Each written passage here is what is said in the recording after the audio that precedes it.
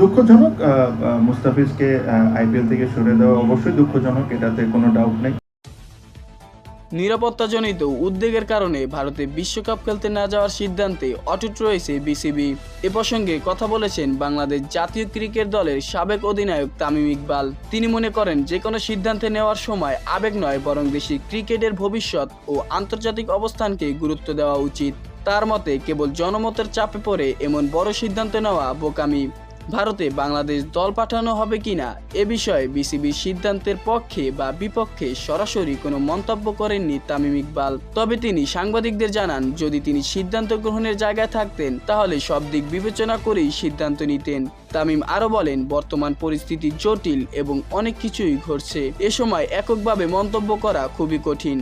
তার মতে, বিশ্ব ক্রিকেটে বাংলাদেশের অবস্থান কোথায় এবং ভবিষ্যতে দেশটির ক্রিকেট কোন পথে যাবে, এ বিষয়গুলো মাথায় রেখেই সিদ্ধান্ত নেওয়া সবচেয়ে যুক্তিযুক্ত।